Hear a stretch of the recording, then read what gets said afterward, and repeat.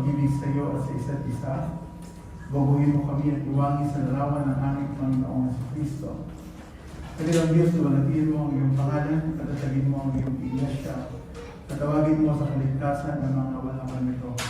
Ito po ang aming dalangin sa pangalan ng aming Panginoong Jesus. Amen. Pakapulo po kayo. Magandang hapon po. Ha? So, kamusta po ang may ito? Ayan. Kamusta po ang iyong mga asawa?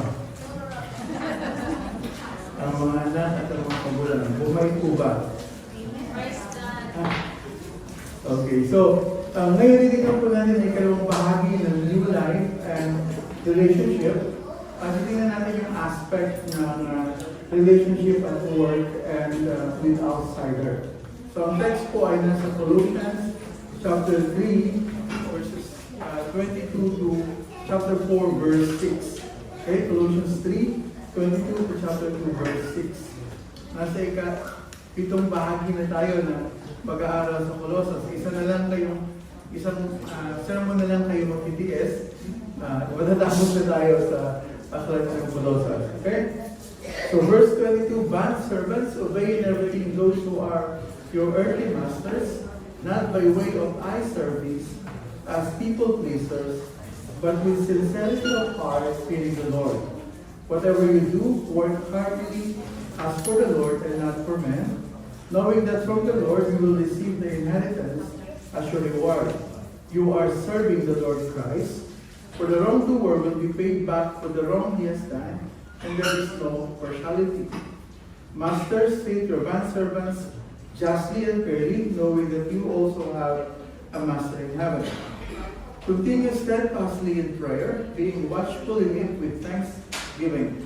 At the same time, pray also for us, that God may open to us a door for the word to declare the mystery of Christ, on account of which I am in prison, that I may make it clear, which is now I ought to speak, walk in wisdom toward outsiders, making the best use of the time. Let your speech always be gracious, seasoned with salt, so that you may know how you ought to answer each person. May the Lord bless the reading of His word. During the time of Reformation, the Roman Catholic Church maintained a clear distinction between sacred and secular work. Itinuturo ng Iglesia o ng simbahan noon na ang mga trabahong pang-reliyon o pang-simbahan gaya ng pari o monks or mga madre ay mataas na uri ng trabaho kumpara doon sa mga secular jobs kagaya ng paglilinis sa bahay or pagbibenta, trades, or pagsasaka o kaya contractor. Ayon sa kanilang aral, ang mga trabaho nito ay kailangan or necessary, but not necessary, the work are necessary, but not inherently spiritual. So that's why they are called secular as compared to the spiritual or sacred. Maliit yung pinutunan ng reformer na si Martin Luther. Ayon kay Luther, ang lahat ng trabaho, hindi lamang yung mga trabahong pangsimbahan ay banal, kung ito ay ginawa ng may pananampalataya at para paglilingkod sa iba. Sabi niya, the maid who sweeps her kitchen is doing the will of God just as much as the monk who prays. Not because she may sing a Christian hymn as she sweeps, but because God loves clean floors. So iniibig ng Diyos at gusto ng Diyos ang malinis na sahig. Hindi lang dahil kumakanta siya na one thing I want to please you. In all of my life, in all of my days. Kahit na po yung pinaka-menial na trabaho ay nakaluluwalhati sa Diyos. Ang Diyos ay naluluwalhati maging sa ordinaryo at pang-araw-araw natin gawain. Sabi pa ni Luther, ang isang sapatero o banday at magsasaka, bawat isa ay may kanyang gawain ayon sa kanilang hanapbuhay, ngunit silang lahat ay tinuturing ng mga banal na pari. Sabi niya sa English, a cobbler, a smith, a farmer, each have the work of his trade, and yet they are all alike consecrated priests. Okay? Ang lahat po ng mga mananampalataya ay mga pari or priest. We are all priests in the sight of God. At ating mga workplaces ay ang ating mga altar kung saan tayo nagdadala ng ating mga spiritual sacrifices at pulpit kung saan tayo ay nangangaral ng salita ng Diyos sa ating mga buhay. Our workplaces are also places of worship. Ang ating pong teksto sa hapon ito ay pagpapatuloy sa palinang instruction ni Paul kung paano ang isang taong binigyan ng bagong buhay kay Kristo ay dapat na mamuhay. Bilang tayo po ay mga hinilang ng Diyos, mga minamahal at pinili para sa Diyos, bilang tayo po ay mga binuhay na kalakip ni Kristo, mamuhay tayo ng kakaiba at naaayon sa kung sino tayo ngayon kay Kristo. Ating hanapin at isaisip ang mga bagay ng makalangit kung saan naroroon si Kristo. Patayin natin ang mga bahagi ng ating laman na makamundo pa din. Binigyan tayo ng 5. Pakikiapid, karumihan, mahalin na simbuyo ng damdamin, masamang pagnanasa at kasakiman. Itakbo din po natin ang 5 pa. Galit, puot, sama ng loob, iwasan ng panglalait at malaswang pananalita. Sa halip, bilang mga bagong tao kay Kristo, pinagbibihis tayo ng mga bagong character, Christ-like character. 5 din. Mahabagin, mapait, mapagpangumapa, mahinahon, at mapagtiis. So tayo ay dapat maging mapagpasensya at mapagpatawad sa isa't isa. Tayo po ay dapat na magmahalan sa isa't isa, na siya nagbubuklod sa lahat ng mga mabubuting katangian ng isang taong may bagong buhay.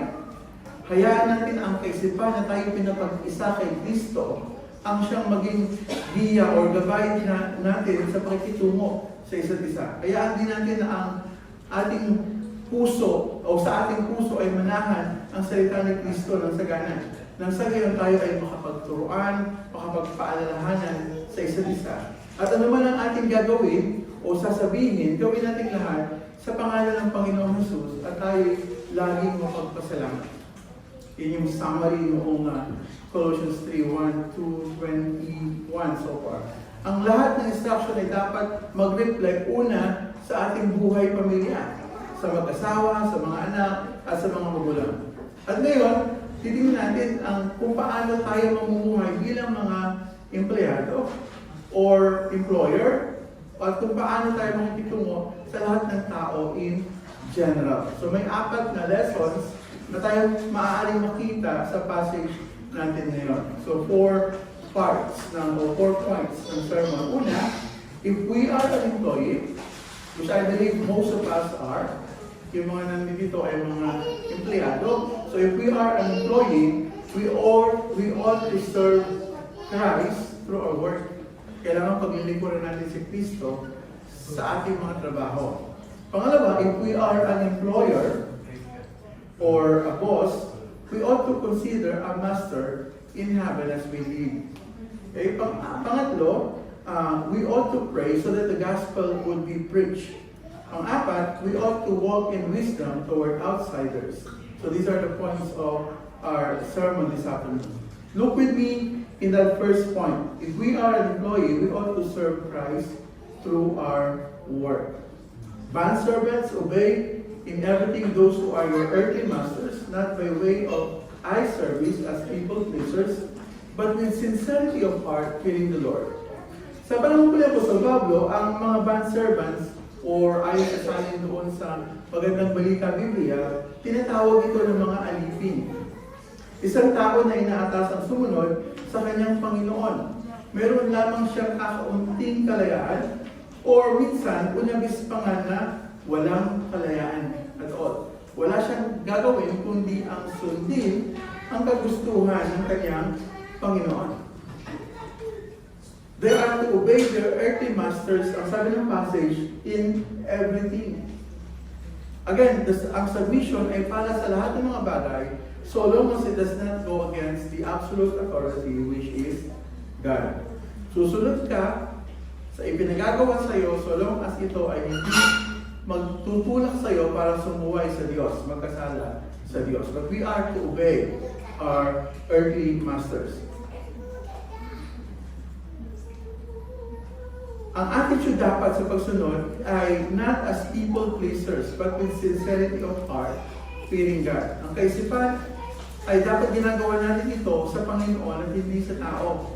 Binibigyan lugod natin ang Diyos at hindi tao. Sincerity here means integrity. Yung ginagawa mo yung work mo ng buong katapatan, may nakakakita man sa iyo o wala. You know that the only opinion that matters is that of God, and God's fatherly approval is our greatest joy. Yung habang ginagawa mo yung trabaho mo, alam mo na binibigyan mo ng lugod ang Diyos, and that gives you joy. Yung mere fact na ito ay pagkakataon para sa iyo to serve the Lord Christ should be dapat magbibigay sa iyo ng malaking kagalakan. May nakakakita man o wala. May nakaka-appreciate man sa'yo, o wala.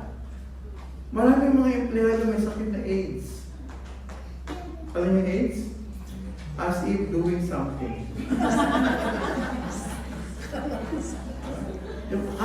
Pag may nakatingin, o kaya, pero pag wala na, telepono na naman. So, ang ating faithfulness, hindi sa tao. We are to please God and not man. Alam niyo na po ba yung Latin word na coram Deo? It means living before the face of God. Coram Deo. Tayo po ay nabubuhay sa harapan mismo ng Diyos. Amen. Ano man po ang ating iniisip o sasalitain o gagawin, we are mindful that it's done in the presence of God. Kaya kailangan natin gawin ang pinaka nakalulugod sa Diyos. Pero mga bagay na ginagawa natin na walang pananampalataya ay hindi nakalulugod sa Diyos. So ginagawa natin ang ating gagawin, mindful that we are doing it in the presence of God, and that we are doing it by faith. For without faith, it is impossible to please God. Kung walang pananampalataya, imposible bigay lugod sa Diyos. In fact, sabi ng Romans chapter 14, verse 23, whatever does not proceed from faith is sin. Anumang bagay na hindi galing sa pananampalataya ay kasalanan. So ano yung pananampalataya? Ang pananampalataya ay in this context of work and dependence on God, ang pananampalataya is you recognize that whatever you are, whoever you are, whatever you have, galing sa Diyos. Yung talino, yung lakas, yung lahat ng meron ka, nakadepende sa Diyos. Nagagawa mo lang yung nagagawa mo dahil sa Diyos at para sa Diyos. For of Him, and through Him, and to Him are all things, to Him be glory forever. Amen. Romans 11:36. So, ang lahat ng ating ginagawa ay gagawin natin with sincerity of hearts, fearing the Lord. We are to please or we are to serve our bosses in that kind of attitude. Verse 23, whatever you do, work heartily as for the Lord and not for men. All works are worship. Pwede mo yun. Ang bawat trabaho na ginagawa natin ay pagsamba. Amen. Hindi lang ngayon ang pagsamba. Hindi lang kaninang umaga sa Bible study ang pagsamba. Hindi lang as we sing, hindi lang as we hear God's Word. Habang ikaw ay naghuhugas ng pinggan, o naglalaba, o naggagawa ng trabaho mo, those things are worship. I beseech you, therefore, brethren, by the mercies of God, that you present your bodies as a living sacrifice, holy, acceptable to God, which is your reasonable service. At sabi ng Romans 6, yung lahat ng element ng ating katawan ay isubmit natin for God's righteousness, para sa kaluwalhatian ng Diyos. So lahat ng ating ginagawa is actually worship. Bawat isa sa atin ay may calling or vocation mula sa Diyos. John Calvin said, sa salita po sa Tagalog, walang trabaho o gawain napakababa o marami na hindi maaaring magmukhang kagalang-galang at ituring na lubhang mahalaga sa paningin ng Diyos. Kung ikaw ay kasambahay, yung lahat ng ginagawa mo, paglilinis ng bahay, paghuhugas ng pinggan, pagluluto, lahat ng ito ay pagsamba sa Diyos. O kung ikaw ay nasa bahay bilang full-time housewife, lahat ng ginagawa mo is actually worship sa Diyos. Kung ikaw ay nasa opisina, isa kang accountant or admin, lahat ng ito ay pagsamba sa Diyos. Kung ikaw ay nasa field or service crew, whatever you do, work heartily, ask for the Lord and not for man. That should be the attitude. Work for God and not for man. And why is that? Bakit po? Verse 24. Knowing that from the Lord you will receive the inheritance as your reward. You are serving the Lord Christ. Naglilingkod ka kay Kristo, tatanggap ka sa Kanya ng reward, ng inheritance. For the wrongdoer will be paid back for the wrong he has done, and there is no partiality. Again, we serve the Lord Christ through our work, knowing that from Him, from our Lord Jesus Christ, we will receive the inheritance as reward. Maring iniisip mo ngayon na isa ka lang aliping sa gilid. Tandaan niyo ba yun? Mayroong aliping na mamahay at aliping sa gilid. Biruan namin sa opisina, tayo mga aliping sa gilid, ito lang tayo. Pero kahit na ikaw po ay may pinakamababang uri ng trabaho, ikaw ay tagapagmana ng kaluwalhatian. Tayo ay tagapagmana ng langit. Tayo ay tagapagmana ng kaluwalhatian ng Diyos. So mga kapatid, darating ang araw, lahat ng sakit ng likod at katawan, lahat ng pagod at sama ng loob, ay mapapalitan ng di maipaliwanag na kagalakan at kaluwalhatian. Just hold on. The day will come. Sabi ni Paul, for I consider that the suffering of this present time are not worth comparing with the glory that is to be revealed to us. Romans 8:18. Kaya, pag pagod na pagod ka na, or stressed out ka na, isipin mo na may kaluwalhatiang darating. Ikaw ay naglilingkod kay Haring Jesus, at siya'y babalik, o ikaw ay mapapasa Kanya, at tatanggap ka ng reward. Sa paningin ng Diyos, lahat ay pantay-pantay. Ang gumagawa ng masama, mapaano pa man ang kalagayan niya sa buhay. Mapa-contractor man yan, o congressman man yan, o senador man yan, o kahit sino pa ay magbabayad sa kasamaang kanyang ginawa sapagkat ang Diyos ay walang kinikilingan. He is without partiality. Hintay lang tayo, hintay lang. Ito'y isang babala at at the same time ay kaaliwan para sa atin. Lahat ng corruptions na nangyayari sa bansa natin ngayon, ang Diyos ang magsusulit at ahato. Tandaan po natin na in light of the flood control corruptions in the Philippines, Psalm 29 verse 10 and 11, the Lord sits enthroned over the flood. Ang Diyos ay nakaupong sa trono sa ibabaw ng mga bahagian. The Lord sits enthroned as King forever. May the Lord give strength to His people. May the Lord bless His people with peace. Tingnan natin ang ibang turo ni Apostle Paul sa kanyang ibang mga sulat. Gaya ng Titus chapter 2 verse 9 and 10. Sabi niya, turuan mo ang mga alipin na maging masunurin.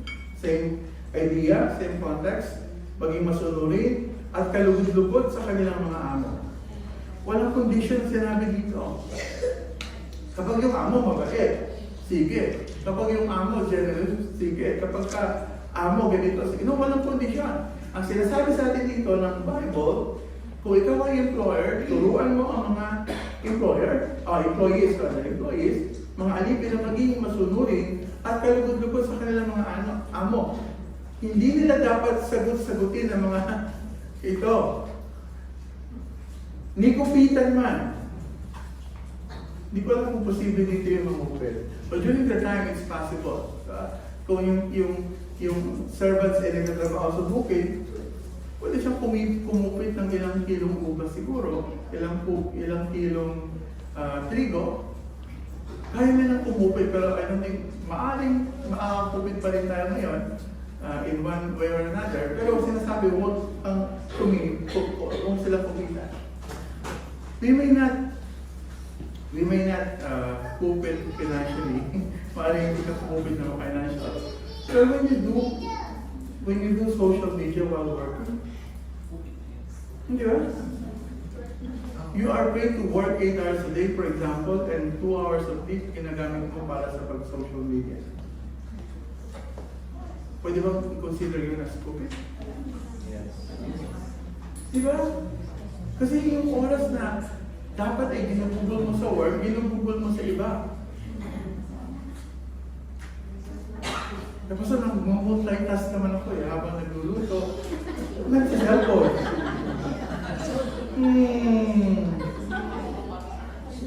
Napaalat. Ha?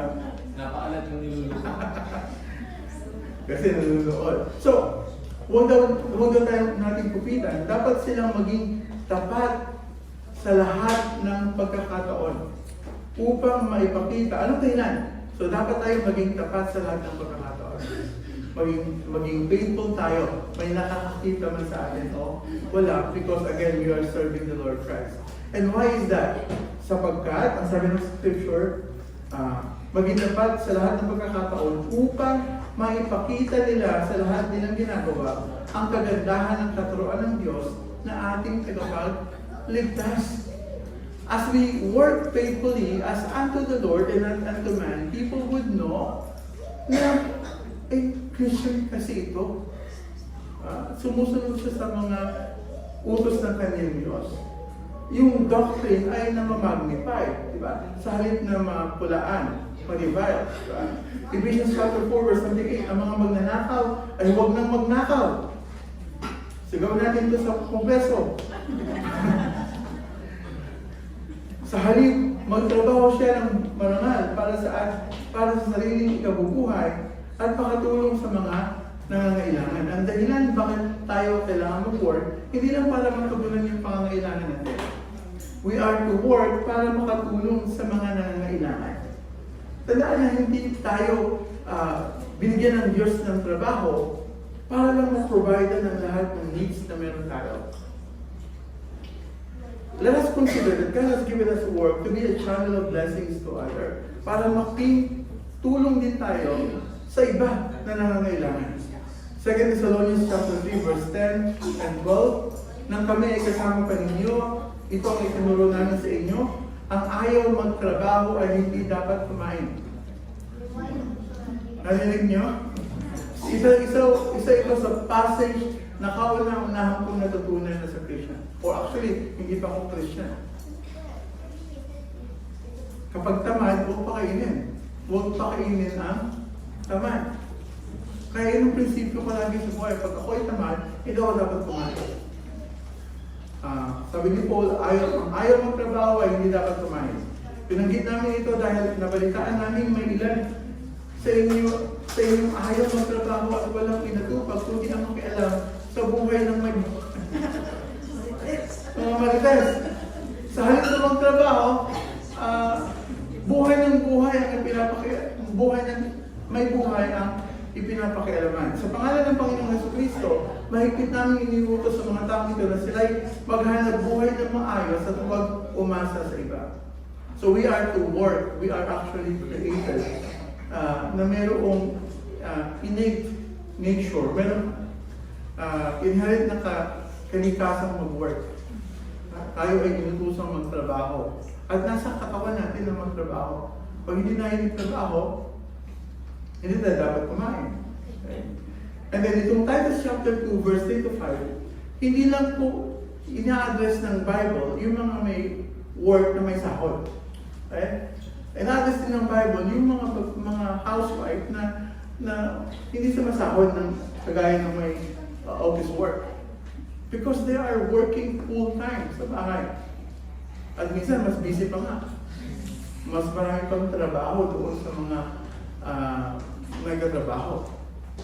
Sabi ni Paul sa Titus chapter 3 verse 5, yung bahagi na lang ngayon, masipag sa gawaing bahay. Sabi niya doon sa verse 4, upang maakay nila ang mga kabataang babae na mahalin ang kanilang mga asawa at mga anak. Ang mga kabataan, ito'y kailangang ding turuan na maging makatwiran, malinis ang isipan, masipag sa gawaing bahay, mabait at masunurin sa kanilang asawa, upang walang masabi ang sinuman laban sa salita ng Diyos ng dahil sa kanila. So if you are a housewife, huwag mo sabihin na, housewife lang ako. No, that is a full-time work, and that is done in the presence of God, and you will receive your reward. Pagdating sa langit, well done, my good and faithful servant. Amen. So after giving instructions to bond servants, Paul then addressed the masters, or in our time and context, employers or bosses. Maaaring hindi ka business owner, pero boss ka. So if you are a boss or employer, ito yung tagubilin sa atin. So chapter 4 verse 1, Masters, treat your bond servants justly and fairly, knowing that you also have a master in heaven. Again here, the Apostle Paul stresses the point that Jesus is Lord over all. Ang Panginoon ng lahat ay ang Panginoong Jesucristo. He is the Lord Christ ng mga bondservants at siya din ang Master in Heaven ng mga earthly masters. So same principles ng Coram Deo ang na kailangan i-apply ng mga earthly masters or employers or bosses. Living before the face of God. The reason why masters should treat their bondservants justly and fairly is because they are living under the watchful eyes of their Master in heaven. Ang goal nila ay ang kalulatian at kaluburan ng Panginoong Diyos. Yun lagi. Ano man ang ating iisipin o gagawin natin lahat sa pangalan ng Panginoon. Colossians 3:17. Yun lagi ang motivation. Sabi ng theologian at commentator na si Matthew Henry, masters must behave toward their servants as they expect God to behave toward them with justice, mercy, and impartiality. Ang mga amo ay dapat pakitungo sa kanilang mga lingkod or subordinates gaya ng inaasahan nilang pakikitungo sa kanila ng Diyos. May katarungan, awa, at walang kinikilingan. John Calvin sabi niya, masters must remember that they have a master in heaven and therefore must act with equity, kindness, and not tyranny. These are great theologians of the past, and they are teaching us from the clear instruction of the Word kung paano inaasahan natin ang Diyos na makikitungo sa atin bilang mga boss o mga employer. Dapat ganun din tayo makitungo with equity, with kindness, and not tyranny. Richard Phillips, sabi niya, isang Reformed expository commentator, Christian masters are to reflect the character of Christ. In their dealings, dapat nakikita yung katangian ni Kristo habang tayo ay nakikitungo sa ating mga subordinates. Not harsh or never harsh, always just and mindful of their own accountability. A business owner or an employer should pay their wages fairly, should pay fair wages. Kung employer ka, dapat tama ka magpasahod. Okay? Avoid exploitation or foster respectful environments. Leadership must reflect servant-hearted authority modeled after Christ. So kung may mga tao ka under you, manager ka, or supervisor ka, and there are people under you, kailangan makita nila yung Christ-like character. And remember, Christ washed the feet of His disciples. Naghugas siya ng paa ng kanyang mga disciples. Ganong klaseng servant attitude o servant-hearted authority meron ang ating Panginoong Jesucristo. Business practices should be shaped by biblical justice and not profit alone. Kapag may negosyo ka, dapat hinuhubog ito ng principles ng Scripture. Pag hindi lang ang lagi mong gusto ay kita, profit. Saan ba tayo kikita? Paano ba tayo kikita? Paano maluluwalhati ang Diyos? So we are to be godly employees and godly employer or bosses so that Christ would be honored and the gospel is lived out. We should care for the testimony of the gospel and the salvation of others. So habang tayo ay nag-work, so we think of the glory of God. We think of how the gospel would be known by others through our works. Kailangan yung salita ni Kristo ay hindi mapulaan as we work. Nagpapakita tayo ng magandang testimony, kaya dapat faithful tayo sa ating ginagawa. Nagagawin natin ito, ginagawa natin para sa Panginoon. Because we don't only care kung ano ang sasabihin ng Diyos, we also care para sa kaluluwa ng mga tao na sa paligid natin. Remember, we are being watched by the world around us. Lalo na kapag alam nilang Christian ka. Di ba? Ano lagi sinasabi? Kristiyano ba naman? Kristiyano ba naman? Kung bulyaw, ay gano'n na lang. Kristiyano ba naman kung napakatamad? So, alalahanin natin na ang pagtutuo ng Ebanghelyo ay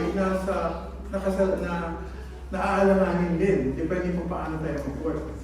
Kaya ang sabi ni Paul dito, sa point number 3 natin, we want to pray so that the gospel will be preached.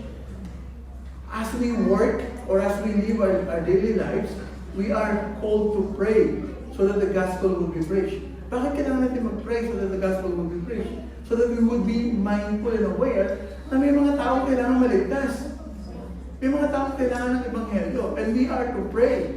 We are to pray. Sinabi po natin, noong nakaraan na kailangan ang gospel para sa mga hinirang ng Diyos, para ang mga hinirang ng Diyos ay tawagin sa pagsisisi at pananampalataya.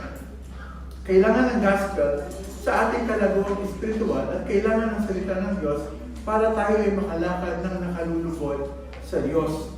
Kaya kailangan tayo manalangin upang ang salita ng Diyos ay maipangaral. Look at the text, chapter 4, verses 2 to 4. Continue steadfastly in prayer, being watchful in it with thanksgiving. At the same time, pray also for us that God may open to us a door for the word to declare the mystery of Christ, on account of which I am in prison, that I may make it clear which is how I ought to speak. So, hinihiling ni Pablo na ang mga mananampalataya sa Colosas ay manalangin upang magkaroon ng pagkakataon na ang salita ng Diyos, ang liwagan ni Kristo, ay maipangaral. Hinihiling din niya ang panalangin na ito'y maipahayag ng buong linaw gaya ng nararapat. So he is asking that they pray for open door to preach the gospel and that we will be able to preach it with clarity. Open door and preach with clarity. Continue steadfastly in prayer, being watchful in it with thanksgiving. Maging matiyagaan niya kayo sa pananalangin. Laging handa at nagpapasalamat sa Diyos. To be steadfast means to be devoted, constant, consistent, and faithful. Nangangahulugan ito ng taus-puso at seryosong paghahanap sa Diyos. Ito'y nagpapatuloy at hindi sumusuko.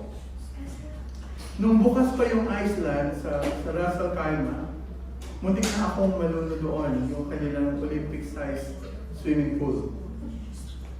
When I was in college, ang PE namin ay swimming. So, nung bata ako, kaya kong lumangoy ng bodyguard doon sa 50 meters ata yun sa school namin. Kaya kong bumalik sa lumangoy ng bodyguard. Akala ko bata pa ako. So I jump, walang stretching, walang kahit ano, nakita ko yung swimming pool, I jump, I swam. Siguro mga 20 meters pa lang, hinahapon talaga ako, hindi ko na, di ba kung masakit ako sa puso ng ko, palagi mo wala pa. Pero talagang napahanap ako. Then, pag gano'n yun, I try to go to sa side. Pagdating ko, pag balik ko nun, na muscle cramp naman ako. Huli ka. So, hindi ko na maabot yung ilalim na lumulubog na ako, beginning to drown. So, kahit napagod ka na, pipilitin mo pa rin tumaas kasi malulunod ka. Hanggang sa nakita na ako ng lifeguard, and then sinagip ako. That is how we should be steadfast in prayer. As if our lives and survival depend on it. Alam niyo, kailangan mo humanap ng hangin para mabuhay. Ganun dapat yung attitude sa prayer. Ganun yung pagiging steadfast, devoted sa panalangin. Kailangan mong manalangin as if your life depends on it. And it is indeed. Our life indeed is dependent on prayer. Natutunan niyo po, as you study the book of Acts, that prayer marks the New Testament believers, di ba? Yung mga mananampalataya sa New Testament, makikilala sila as they pray. So Acts chapter 2, verse 42, sabi doon, they devoted themselves to the apostles' teaching and fellowship, to the breaking of bread and prayer. Inilaan nila ang kanilang mga sarili sa pananalangin. Paul said in 1 Thessalonians 5:17, pray without ceasing. And David in Psalm 55 verse 16 to 17. Kailan dapat manalangin? Sabi ni David, but I call to God and the Lord will save me. Evening and morning and at noon I utter my complaint and moan, and He hears my voice. Kailan mag-pray? Evening, morning, at noon. Sabi ni Paul, without ceasing. Meaning, as we breathe, we should always be praying. Devote yourself to prayer. You need God every second of your life. Then look at the text again. Continue steadfastly in prayer, being watchful. So we are to be steadfast and we are to be watchful. To be watchful means to be alert, to be vigilant. Alerto at mapagmatiyag. Hindi dapat tulog. O, tingnan ang katabi, tutulog. O, panahon na para magisingin. So, we are to be watchful. We are to be alert. Jesus used the same words in Matthew chapter 26, verse 41. Watch and pray that you may not enter into temptation. The spirit indeed is willing, but the flesh is weak. Sa Ephesians chapter 6, matapos payuhan ni Paul ang mga mananampalataya na isuot ang kasuotang pandigma, yamang tayo po ay nasa spiritual warfare. Tinapos niya ang paalala sa verse 18, manalangin kayo sa lahat ng pagkakataon, humiling at sumamo sa patnubay ng Espiritu, lagi kayong maging handa at patuloy na ipanalangin ng lahat ng mga hinirang ng Diyos. We are in spiritual warfare. We are to put on the full armor of God. But at the end of it, ang tawag sa atin, manalangin. 1 Peter chapter 5 verse 8, be sober, be watchful, be sober-minded, be watchful. Why? Bakit kailangan maging sober-minded? Bakit kailangan maging watchful? Your adversary, the devil, prowls around like a roaring lion, seeking someone to devour. Tandaan po na rin, pakinggan niyo mabuti, you will always be tempted to sin. You will always be tempted to sin. As you scroll down that Facebook newsfeed, habang nag-scroll down kayo, makikita mo ang iba't ibang klase ng TikTok sa Pilipinas. Hindi ko maintindihan ng mga TikTok na bakit kailangan ang TikTok lagi may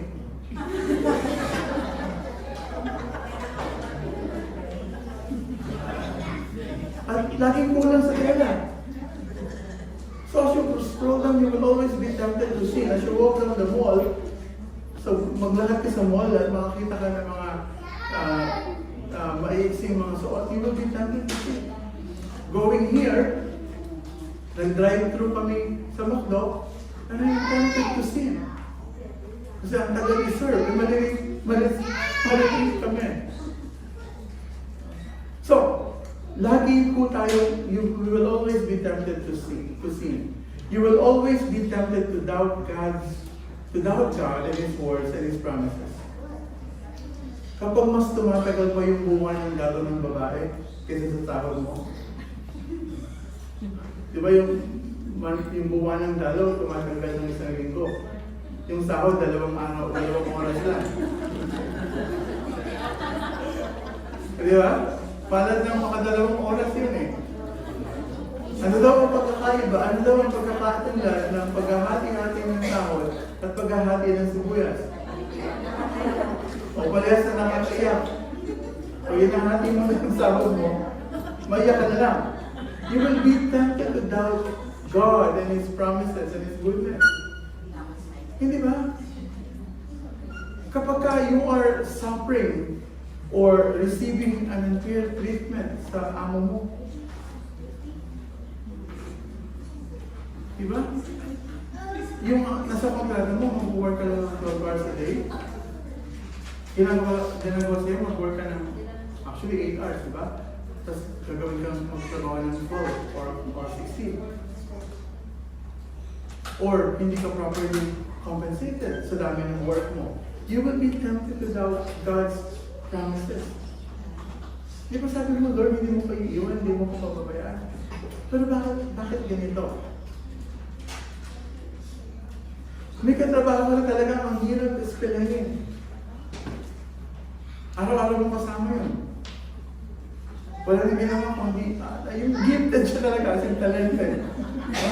Yung wala pa siyang ginagawa, nakakainis na. May mga tao ganda ng talented.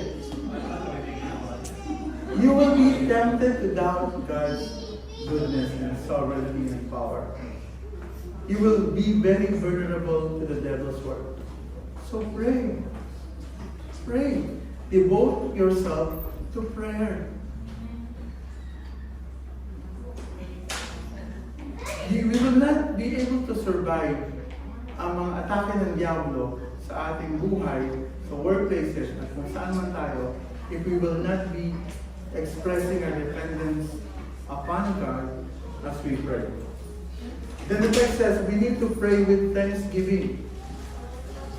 So dapat tayo ay nananalangin ng may pagpapasalamat. Sabi ng 1 Thessalonians chapter 5 verse 17, pray without ceasing, give thanks in all circumstances. How can we not be thankful to God? Paano tayo hindi makapagpapasalamat sa Diyos? Paano tayo hindi magkakaroon ng attitude of gratitude? Kung alam natin ay niligtas na tayo ng kanyang biyaya, binuhay tayo kalaki ni Kristo, pinatawad tayo sa lahat ng ating mga kasalanan sa pamamagitan ng mahalagang dugo ni Kristo, we can call Him our Father. We have become the object of His steadfast love and faithfulness. Ang ating mga buhay, maging ang ating susunod na hininga ay nasa kanyang mga kamay. Eka nga, every gising is a blessing. Diba?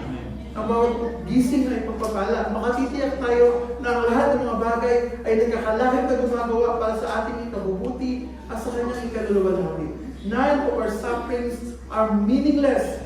This light momentary affliction is preparing for us an eternal weight of glory. He spared not His own Son, but gave Him up for us all. How can He not also with Him graciously give us all things? Nothing can separate us from the love of Christ, not death, nor life, nor angels, nor rulers, nor things present, nor things to come. Wala makapag-aalis sa atin sa pag-ibig ni Kristo, nor powers, nor height, nor depth, nor anything else in all creation. How can we not be thankful? Paano hindi ka magpapasalamat? Considering so much grace that we have received from God. We are on our way hell. The only thing that we deserve is God's wrath, His just condemnation. That is the only thing that we deserve. Anything better than that we should be grateful of. At hindi lang yun. Hindi lang yung better than that. God has promised us the best. God has given us Jesus Christ. And we will inherit heaven. The Lord is my shepherd, I shall not want. And in light of Christ's return, we will one day see Him face to face. John said we are God's children now, and what we will be has not yet appeared. But we know when He appears, we shall be like Him because we shall see Him as He is. How glorious it could be to be in the presence of God, where there is fullness of joy and pleasures evermore. How can we not be thankful? I don't know how many tablets I took in the morning. I think 10? 10 tablets in the morning and 5 in the evening. 1 injection at night, 1 injection before lunch. I have to see my internal medicine doctor every 3 months. And cardiologist, I think, every 2 months. 6 weeks. One day, it will all be gone.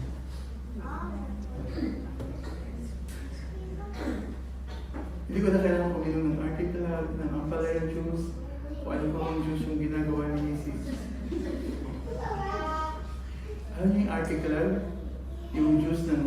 garlic, as well as ginger, as well as yung juice. Yes. Ang sarap. Parang cheesecake. Gusto niyo ba tikman?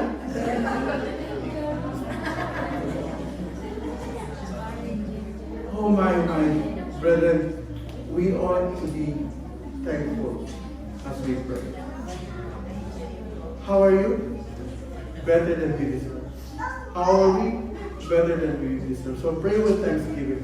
Surely goodness and mercy shall follow me all the days of my life, and I will dwell in the house of the Lord forever. Now, sabi Diyos, surely goodness and mercy shall follow me all the days of my life. And that includes now. And I will dwell in the house of the Lord forever. And while we are praying steadfastly, being watchful and thankful for the good of our own soul, Paul said at the same time, pray also for us. Pray also for us that God may open to us a door for the word to declare the mystery of Christ, on account of which I am in prison, that I may make it clear which I ought to speak. Nais ni Apostol Pablo na ang mga mananampalataya sa Colosas ay isa-isip din ang paghahayag ng Ebanghelyo. Nais ni Paul na maging concern sila doon sa mga hindi pa nakakapakinig ng gospel. Sa kanila na wala pang kaligtasan at bagong buhay kay Kristo. May dalawang bagay na hiniling si Paul na kanilang ipanalangin. Una, na sila ay mabigyan ng pagkakataon na maipangaral ang salita ng Diyos. Maipahayag ang gawagan ni Kristo. Pangalawa, ang maipahayag ito ng buong linaw gaya ng nararapat. In other words, Paul is urging the believers to pray that God would work in the hearts of unbelievers and that God would work through Paul so he could preach as he ought. So may mga trabaho tayo, may mga kapitbahay tayo dito o mahal sa buhay na hindi pa mananampalataya, hindi pa nakakilala kay Kristo. Are we praying for them? Are we praying that they would hear the gospel? Are we praying that we would share the gospel to them? Or someone from our church will share the gospel to them? So Paul is urging that the believers would pray to God, that he would work in the hearts of unbelievers, and God would work through Paul so he could preach as he ought. Pastor John Piper said, so when Paul pleads with the Colossians in our text, pray for us also that God may open to us a door for the word. I take him to mean when Christians pray, God changes circumstances and attitudes and receptivity for the word. So that instead of hitting a brick wall, the word finds an open door and becomes unusually effective. Ang Diyos naman pwedeng gumawa ng puso. And we could ask God to do that. Just do that as we preach the gospel. The second thing Paul asked them to pray is that the preaching would be clear, that he would preach as he ought to preach. Again, we ought to preach the gospel. It is the gospel of Jesus Christ, not our testimony. Maraming pagkakataon na pagkakamali natin ang ating patutuo, ang gospel. Kung anong ginawa ng Diyos sa buhay natin, we are so excited to share with other people what God has done in our lives. Well, that's good, yeah, but that is not the gospel. The gospel is Jesus Christ. The eternal Son of God took on flesh, ang anak ng Diyos ay nagkatawang tao, na buhay ng banal at walang kasalanan, namatay sa krus ng Kalbaryo on the behalf of sinners, nagbangon muli sa mga patay, upang ang sino mang sa kanya sa mga palataya ay hindi mapahamak, kundi magkaroon ng buhay na walang hanggan. We ought to preach the gospel of Jesus Christ. And we ought to preach that with clarity. At yun yung panalangin na hinihingi ni Pablo, that they would preach the gospel with clarity.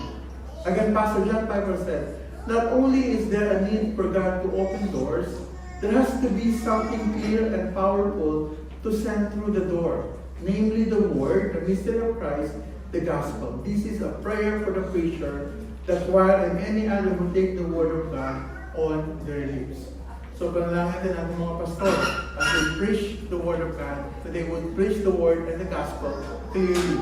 Panalangin din natin mga choir, that as they sing, they would sing of the gospel of Jesus Christ.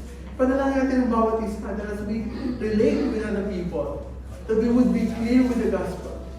We will be clear with the gospel. Pinagin po natin, noong nakaraan ng nagagawa ng pangaral ng Ebanghelyo sa puso ng isang taong pinili ng Diyos. Ang Ebanghelyo ang kapangyarihan ng Diyos para sa kaligtasan ng bawat sumasampalataya. Sa pamamagitan ng pakikinig ng salita ng Diyos, nagmumula ang pananampalataya. Sa pamamagitan ng gospel, ang hinilang ng Diyos ay naipanganganak na mabuli. Tandaan natin, hindi sa ating talino, hindi sa ating galing sa pagsasalita, hindi sa ating kakayahang mag-persuade. Ang kapangyarihan ay nandoon sa salita ng Diyos. It is in the preached gospel. Yun ang power. Wala sa'yo. Magandang lalaki lang ako. Pero hindi ko kayang bumago ng buhay. Ang gospel lang ang merong kakayahang gumawa nun. Amen. Doon sa magandang lalaki ako kayo mag-agree. Pero sa gospel, mag-agree. Sa gospel, amen. Amen? Amen! Brothers and sisters, pray. Pray. Devote yourself to prayer. Jesus said the harvest is plentiful, but the laborers are few. Therefore, pray earnestly to the Lord of the harvest to send out laborers into his harvest. Let's be like someone who said, "Far be it from me that I should sin against the Lord by ceasing to pray for you." If we neglect this duty, we are sinning against God. Malayo nawa sa atin ang hindi manalangin. So after Paul has instructed them to pray for the proclamation of the gospel, he now urged the Colossians to live a life consistent with that gospel, which leads us to our fourth lesson that we could learn from this passage. We ought to walk in wisdom toward outsiders. So Paul said in verses 5 and 6, walk in wisdom toward outsiders, making the best use of the time. Let your speech always be gracious, seasoned with salt, so that you may know how you ought to answer each person. Walk in wisdom. The word walk is understood to be about a leading a way of life, paraan ng pamumuhay.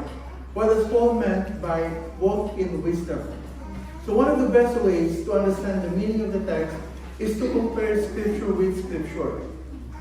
Nabanggit po natin ng nakaraan na ang Colossus at Efeso ay magkasabay na isinulat ni Apostle Pablo.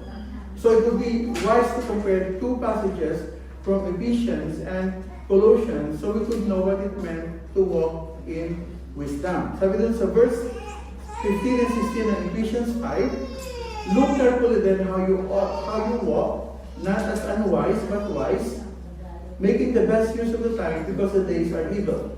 So nakita niyo po ang similarity. Both passages use the language walk as a wise or walk in wisdom, making the best use of the time because the days are evil. Parehas. In verse 17 in chapter 5, therefore do not be foolish, but understand what the will of the Lord is. Walking in wisdom means understanding the will of the Lord. And do not get drunk with wine, that is debauchery, but be filled with the Spirit, addressing one another in psalms and hymns and spiritual songs, singing and making melody to the Lord, with your heart, giving thanks always for everything to God, the Father, in the name of our Lord Jesus Christ. Sinabi natin sa Colossians chapter 4, verse 5 and 6, continuation ng siya ng chapter 3.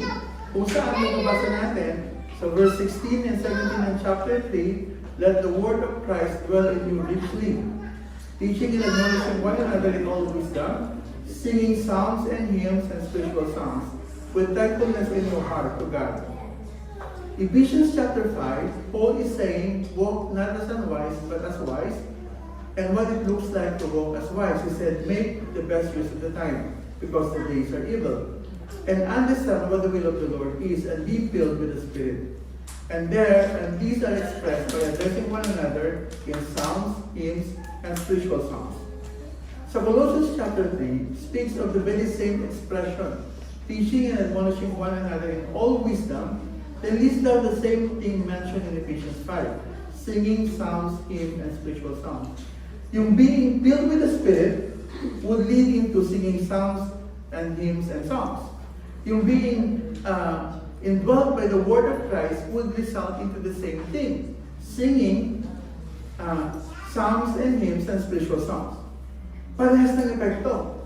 Yung puspos ng Espiritu at yung pinananahan ng salita ni Cristo, parehas ng resulta. Now, Ephesians 5 speaks of knowing the will of God and being filled with the Spirit.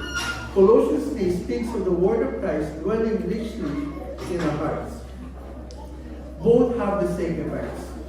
Therefore, knowing the will of God and being filled with the Spirit means having the word of Christ dwelling richly in our hearts.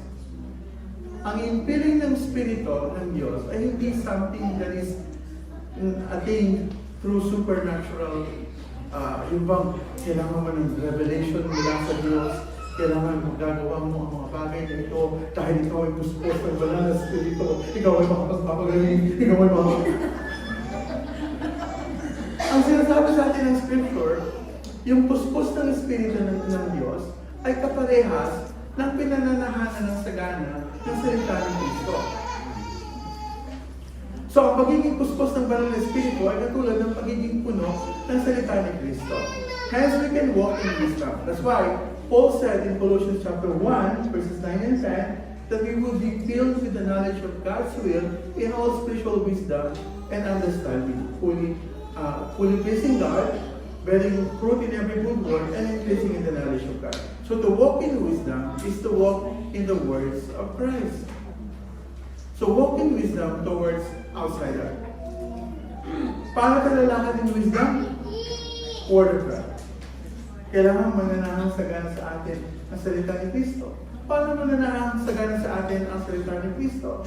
Delight in His law, meditate on it day and night. What we learned from Sunday school, when we were young, read your Bible, pray every day, and you'll grow. Walang ibang technique. Go into the Word. Do not neglect the gathering of the saints. Kaya ang ginagawa ng iba. Kailangan nandito tayo presence lagi under the preaching of God's Word. We should always be reminded of the gospel of Jesus Christ. So we could walk in wisdom towards outsider. Outsider means unbelievers. Sabi ni Paul sa 1 Corinthians 5:12, "Or what have I to do with judging outsiders? It is not those inside the church whom you are to judge." Outsiders are those who do not belong to the church of Christ. Who do not belong to Christ. So Paul is saying that we should be mindful of those who do not believe on the Lord Jesus Christ. Then make the best use of time. Walk in wisdom, making the best use of the time. So as Ephesians 5 says, because the days are evil, the old translation would say, redeeming the time, seize every opportunity to walk in wisdom, to pray for gospel proclamation, or to even share the gospel yourself. Don't waste your life with petty things of this world. There is so much work to do for God, very little time to do it. Let us always pray, Lord, teach us to number our days. After Paul addressed how we should live, he now turned to how we should speak. So walk in wisdom is a way of life. Then we should always speak. Sabi niya, let your speech always be gracious, seasoned with salt. Our lives and our words should be consistent with the gospel. Our lives and our words, our speech should be consistent with the gospel. Again, in Colossians 3:17, whatever you do in word or deed, do everything in the name of the Lord Jesus Christ. Our words and our deeds must submit to the lordship of Jesus. That would be a powerful witness for the gospel. Paul said, let your speech be gracious. Or as the King James Version rendered it, let your speech always be with grace. So what does grace mean here? In this letter, Paul used the word grace several times to refer to the divine grace and the human response of thankfulness. We are saved by grace, being sanctified by grace, we are being sustained by grace, and we will be glorified by grace. Our lives and our lives should always manifest that gratefulness and joy and hope that grace produces in us because of Jesus Christ. Yung speech po na gracious, laging nagpapagpasalamat. Hindi reklamo. nakatagpo ka naman ng tao. Nakapagkausap mo. Kahit ang ganda-ganda ng mood mo, pag nakausap mo na siya, nasisira araw mo. Kasi wala nang sinabi sa'yo, wala nang magandang sinabi. Oh, lahat ka lang reklamo. Nagsimula sa kampeng ininom, sa nag-serve ng kape, sa asawa niya ng umaga, sa problema niya sa katrabaho, yung boss niya masungit, wala ka lang ang sinabi sa'yo pangit.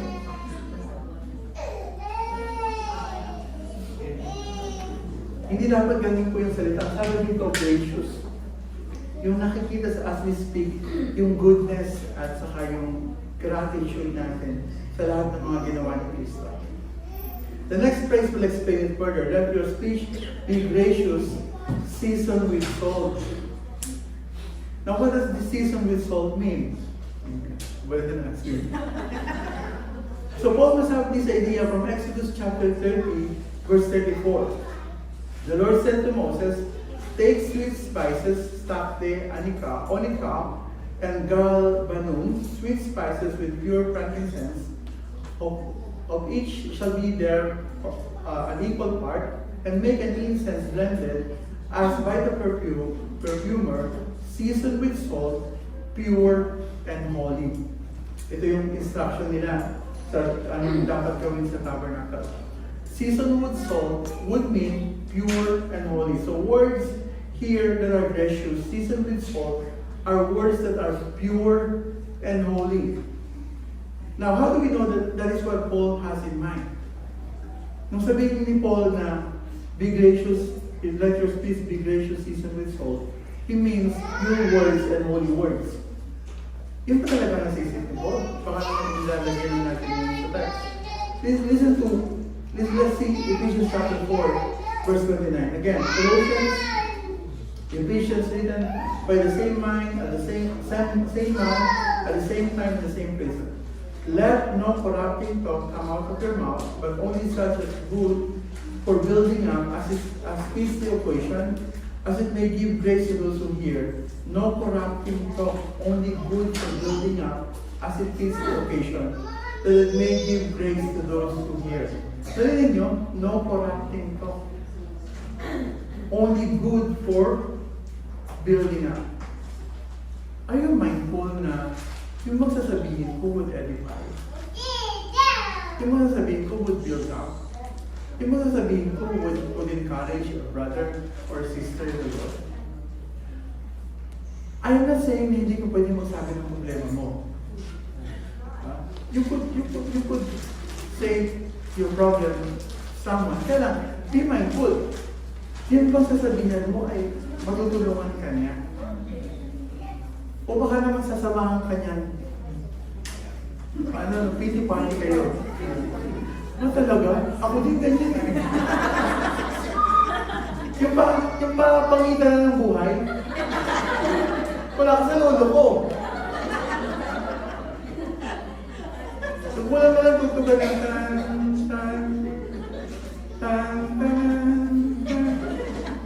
habang nagkukwento ko kayo, may music nila. So, pwede ka masabi ng problema mo. But situate na yung taong sasabihan mo, would encourage you. At ikaw din, kailangan meron kang ma-encourage sa kanila. Again, words that build up as it fits the occasion, that it may give praise to those who hear. Seasoned with salt, words that are pure and holy. No corrupting talk, good words that builds. So notice that the combination of grace and salt results into people asking questions. The text says, so that you may know how you ought to answer each person. It creates curiosity. Bakit kahit na ang amo mo ay napaka-hirap esperahin, ganyan pa rin ang attitude mo, napakaganda pa rin ang mood mo. It creates curiosity. Para alam mo paano ko sasagot. So again, let's compare scripture with scripture. 1 Peter 3:15. In your hearts honor Christ the Lord as holy, always being prepared to make a defense to anyone who ask for a reason for the hope that is in you, yet you do it with gentleness and respect. Same result, people asking questions. And what is the question about? Reason for the hope that is in you. That means honoring Christ as Lord means living a life that creates curiosity for the hope that we have that is different from the world.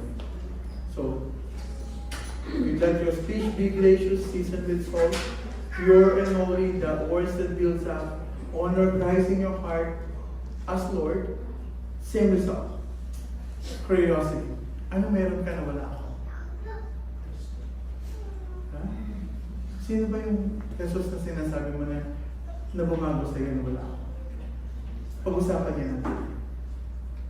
As I said earlier, our lives and our lives should always manifest the gratefulness and joy and hope that grace produces in us because of Jesus.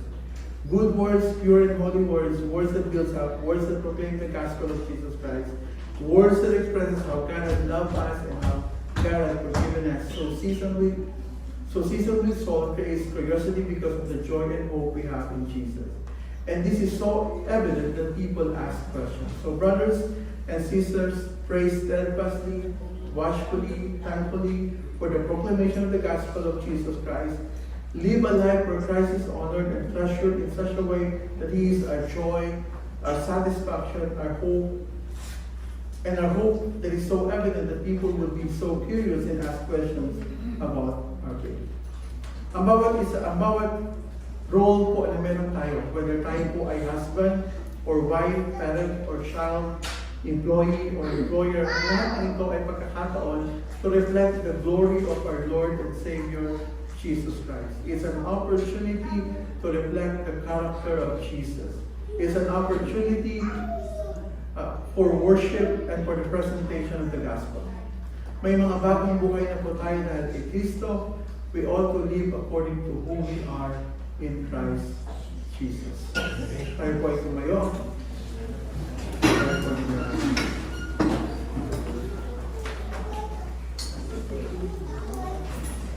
Aming Diyos at aming Ama, nagpapasalamat kami ng marami dahil sa napakasaganang biyaya na ibinigay mo sa bawat isa dahil kay Kristo na aming Panginoon. Dalangin ko, O Diyos, na patuloy mo kami baguhin at iwangis sa larawan ng aming tagapagligtas. Kami po ay makita ng buhay na nagbibigay lukod sa iyo sa lahat ng aming ginagawa, sa aming trabaho, sa aming mga pagkitungo sa ibang tao. Tulungan mo kami manalangin at mabuhay sa mga may karunungan sa mga nasa labas. Dalangin namin, Panginoon, na church na ito at bawat isa ay magkaroon ng commitment sa iyo na gawin ang lahat para sa ituloy natin. Palayan mo po ang aming mga buhay at nawa patuloy kang malulhati. Sa tayo, pangalan ng aming Panginoon sa Diyos, ito ang dalangin. Amen. Now may the God of peace Himself sanctify you completely, and may your whole spirit and soul and body become blameless at the coming of our Lord Jesus Christ. He who calls you is faithful, He will surely do it. Amen.